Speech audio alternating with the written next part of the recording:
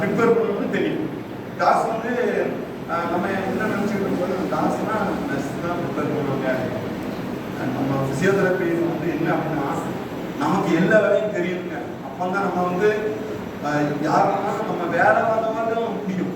இல்லை அப்படின்னா ஈஸியாக ஹெல்ப்பர் கூட நம்மளை ஏமாத்திட்டு ஈஸியாக போய்கிட்டு இருக்காங்க. கிளினிக்ஸில் ரொம்ப பரிதாபமாக சொல்கிறேன். நம்ம அவ்வளோ கஷ்டப்பட்டு ஒரு பேஷண்ட் பார்த்து 300 நம்ம வாங்குவோம். நம்ம ஹெல்ப்பர்ஸ் பார்த்தீங்கன்னா ஈஸியாக வருவாங்க. நம்ம இல்லாத நேரம் பார்த்து தான் வருவாங்க. அவங்க பாட்டில் போய்கிட்டு இருப்பாங்க. ஓகே பண்ணாமல் ரீசெண்டாக ஒர்க் பண்ணி தான் போய்கிட்டு இருப்பாங்க. ஸோ நம்ம ஃபிசியோதெரபிஸ்ட்டு எல்லா ஒர்க்குமே எப்படிங்கிறது தெரிஞ்சால் மட்டும்தான் அவங்க இது தப்புங்கிறத சொல்லுது. காசு எப்படி செய்யணும்னு சொல்லுவேன். ஜஸ்ட்டு இதோட இந்த இருக்குல்ல, இதோட லென்த்து 15 சென்டிமீட்டர், பிரெத்து 15 சென்டிமீட்டர். சரியா? இதுதான் ஒரு காசு. 15 × 15 சென்டிமீட்டர். ஃபர்ஸ்ட் ஒரு ஃபோல்டு நம்ம லிண்டு கிளாத் மடிக்கிற மாதிரியே தான். சரியா? இந்த அடுத்த ஃபோல்டு, அடுத்த ஃபோல்டு, அடுத்த ஃபோல்டு, அடுத்த ஃபோல்டு, அடுத்தது. இதுதான் ஒரு காசு. சரியா? இந்த காசு எதுக்கு அப்படின்னா போனி ப்ராமினன்ஸ். சரியா? போனி ப்ராமினன்ஸ் காமன் எங்க பார்த்தோம்னா இதுல ஒரு போனி ப்ராமினன்ஸ் இருக்கு. அடுத்து பார்த்தீங்கன்னா லேட்டரல் எபிகாண்டல், மீடியல் எபிகாண்டல். இதுதான். சரியா? நம்ம என்ன செய்யணும், லேட்டரல் எபிகாண்டல், மீடியல் எபிகாண்டல் இப்படி வச்சுக்கோங்க சார். அதுவும் 90 டிகிரி ஃபங்க்ஷன்ல வச்சுட்டு இந்த இன்னொரு சப்போர்ட்டர் வாங்க சார். அடுத்தது அதே மாதிரி மீடியல் எபிகாண்டலையும், மீடியல் இப்போ வந்து லேட்டரல் எபிகாண்டல் வச்சிருக்கோம். மீடியல் எபிகாண்டல்லையும் அதே மாதிரி ஒரு காசு.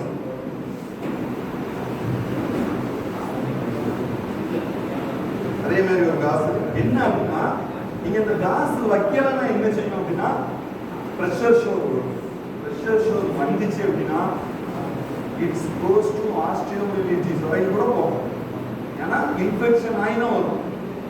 அதனால நம்ம காரணம் இருக்காது. ஏன்னா பேஷண்ட்டுக்கு இன்ஜுரி இங்க நம்ம இங்க பிளாஸ்டர் போட்டு ஒரு டீப் 21 days ரெஸ்ட் கொடுப்போம். அது பிளாஸ்டர் நல்லா அகலமா இருக்கிறதுனால நமக்கு தெரியவே தெரியாது. அது பாட்டில் ஸ்மெல்லு எப்போ வருதோ அப்போ தான் கண்டுபிடிப்போம் உள்ள ப்ரெஷர்ஸும் இருக்குது. அதுக்கப்புறம் பார்த்தீங்கன்னா இன்ஃபெக்ஷன், போனுக்கு இன்ஃபெக்ஷன் இருக்குன்னா ஆஸ்டியோமைலிட்டிஸ் கூட வந்துடும். ஸோ கேர்ஃபுல்லாக. சரியா? அதே மாதிரி இங்கேயும் இங்கேயும் எபிகாண்டல் வச்சுட்டோம். சரியா? அடுத்து பார்த்தீங்கன்னா இந்த இருக்குல்ல, இங்க ஒரு ப்ரெஷர் கீழே இருந்து இங்க வரும். சரியா? இந்த இருக்குல்ல, நம்ம இது மேலே போயிட்டு இந்த வெயிட் கீழே எடுத்துக்கிட்டு இருக்கு. ஸோ இதை நம்ம என்ன செய்யறோம், தூக்குறோம்.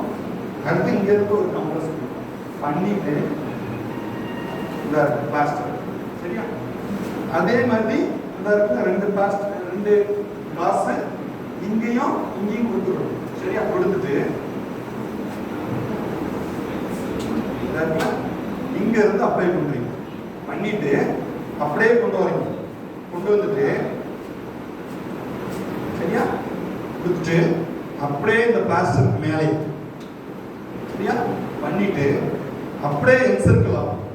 என்சர்க்கிள் ஆகிட்டு அப்படியே என்ன செய்யணும், நல்லா இழுத்து வச்சுட்டு அப்படியே தூக்கிக்கிட்டே தான் கொடுக்குறோம். தூக்கிக்கிட்டே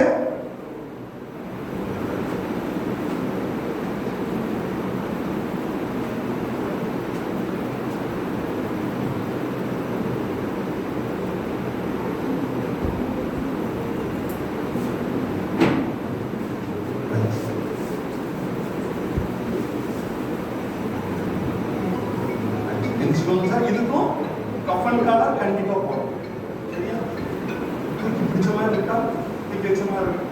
ஸோ இதுதான் நம்ம அக்ரோமியோபெரிகுலர் ஜாயிண்ட் இன்ஜுரிக்கு நம்ம போடக்கூடிய ஸ்ட்ராப்பிங் ஜோன்ஸ் ஸ்ட்ராப்பிங்.